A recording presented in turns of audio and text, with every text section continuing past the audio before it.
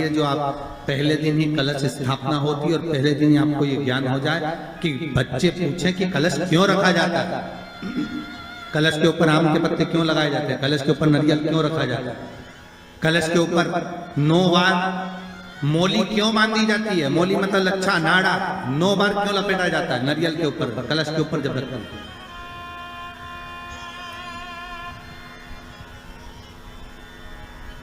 कलश के ऊपर जब जब श्रीफल रखाता है, नारियल रखाता है, तो उस पर 5 बार 7 बार मोली नहीं लपेटी जाएगी, तो 9 ही बार लपेटी जाएगी। 5 या 7 बार लपेटते हैं तो कहते हैं कि लक्ष्मी की छिन्नता होती है, और वो 9 बार लपेटी जाती है तो भरपूर लक्ष्मी का भंडार भरती है। क्यों क्यों कहते हैं उसे? भगवान कुंभ का निर्माण कर रहे हैं, भगवान कलश का निर्माण कर रहे हैं, और भगवान स्वयं ब्रह्मदेव कर रहे हैं कि आप ऐसा निर्माण कर दो जिसमें 33 कोटि देवता स्वतः विराजमान हो जाए। तो भगवान ने उस कलश का निर्माण कर दिया। अब कलश का निर्माण करा तो स्वयं भगवान ब्रह्मदेव बोले, प्रभु इस कलश के अंदर मेरा स्थान कहां है, मेरा स्थान कहां है?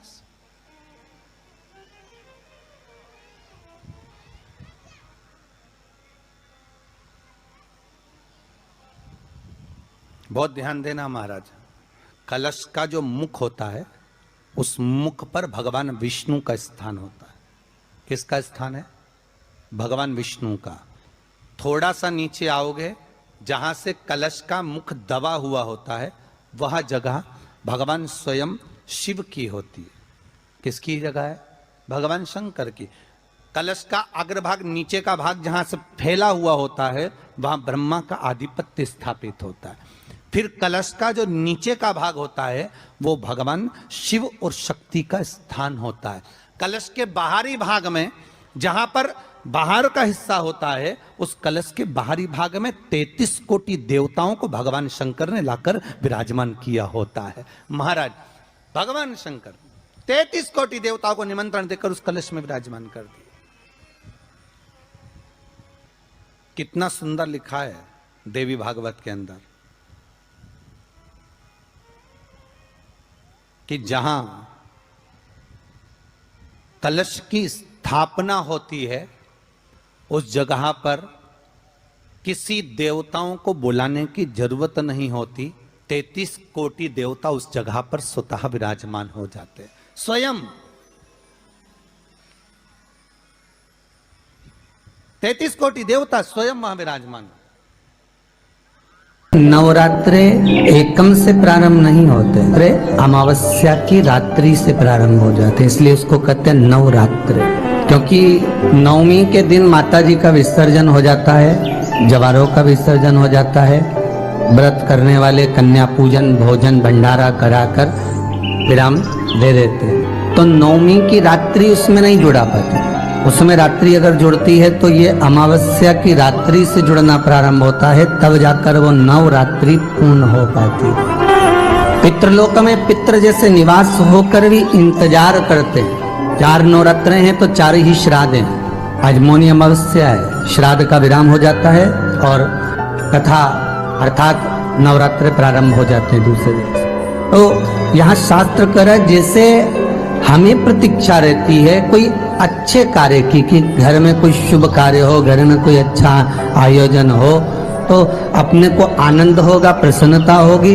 उसी तरह हमारे जो पूर्वज चले गए, जो पूर्वज चाहे वो अधोगति में गए हों, चाहे वो देवगति में गए हों, चाहे वो पितृलोक में निवास कर रहे हों, तो जितने भी पितृलोक में निवास करने वाले पूर्वज होते हैं वो भी ये विचार करते हैं कि हमारे घर के वंश द्वारा, हमारे वंशजों द्वारा कोई ऐसा सत्कर्म हो जिससे हमारे जीवन की वितृप्ति हो और हमें आनंद की अनुभूति हो। और ध्यान दीजिएगा महाराज, आपको चैत्री नवरात्रि का स्मरण होगा, आपको शरदी नवरात्रि का स्मरण होगा, पर जो आषाढ़ में और माघ में जो नवरात्रे पढ़ते हैं इसका एक आनंद ही दूसरा रहता है। बस इतना जरूर होता है कि दुनिया के लोग वो जो 2 नवरात्रे होते हैं उसमें कलश की स्थापना भी करते हैं, देवी का पूजन भी करते हैं, अर्चना भी करते हैं, मंदिरों में भीड़ भी रहती है और खूब प्रेम से माता का जगराता वगैरह सब होता है। पर ये जो नवरात्रे हैं 2 गुप्त नवरात्रे, इनका लोगों को स्मरण नहीं था। वो तो धीरे धीरे ये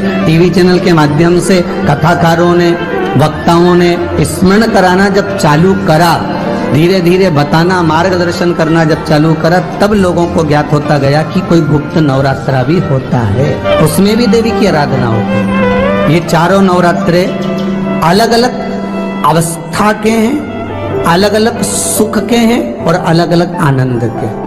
आपके घर में पितृदोष है, आपको ऐसा महसूस होता है, तो किसी भी नवरात्रि के पहले जो अमावस्या पड़ती है, जिस दिन अमावस्या रहे उस दिन चावल की कटोरी में एक कपूर का टुकड़ा रख दीजिए, छोटा सा, और कपूर का टुकड़ा रखकर उस कपूर को दरवाजे के बाहर कटोरी में ही, चावल रखी हुई कटोरी में ही उसको पितरों का स्मरण कर कर जला दीजिए।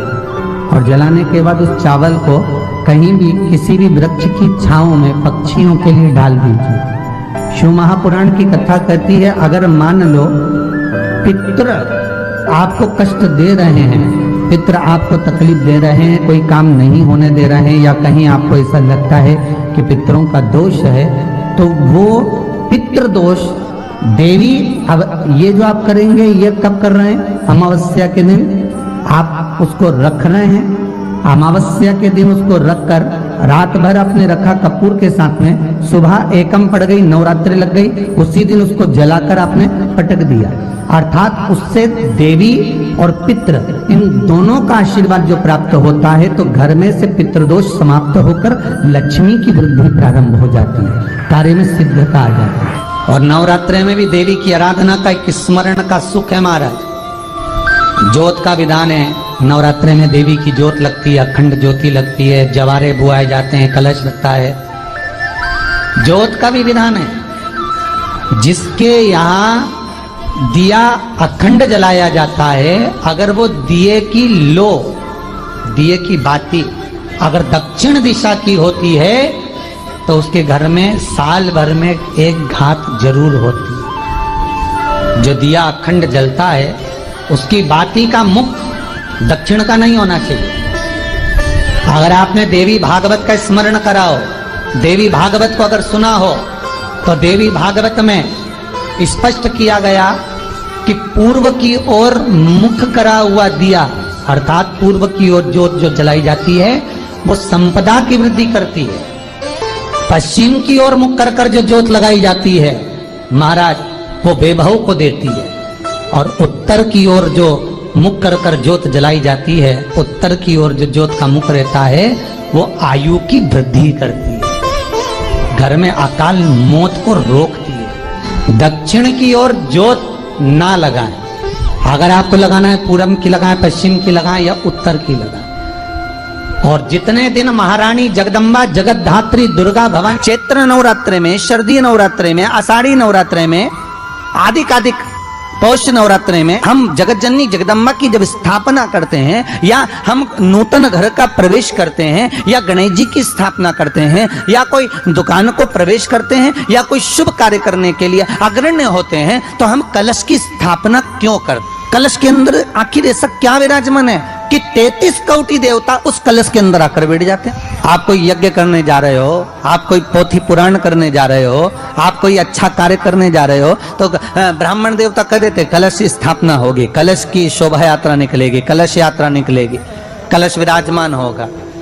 उस कुंभ की, उस घड़े की महत्वता कहां से प्रकट हो गई? शिव महापुराण की कथा कहती है महाराज, भगवान ओघड़दानी शंकर स्वयं आद्य शक्ति जगदम्बा से कहते हैं कि जगदम्बा तू क्या चाहती है बोल। तो जगत जननी जगदम्बा कहती है कि जहां मैं हूं वहां शंकर है, ये आपने कह दिया, पर जहां शंकर है वहां पार्वती का होना जरूरी है। उसके लिए सिद्ध करने के लिए एक स्थान ऐसा बनाया जाए जहां पर शंकर विराजमान है और शंकर के साथ पार्वती विराजमान है। तो शिव जी ने कहा, पार्वती उसके लिए मैं तुझे एक सुंदर कलश का निर्माण कर कर देता हूं। अष्टमी के दिन कन्याओं का भोजन कराओ या नवमी के दिन कन्याओं का भोजन कराओ, पर देवी भागवत तो कहती है देवी भागवत वर्णन करती है कि पहले नवरात्रे से लेकर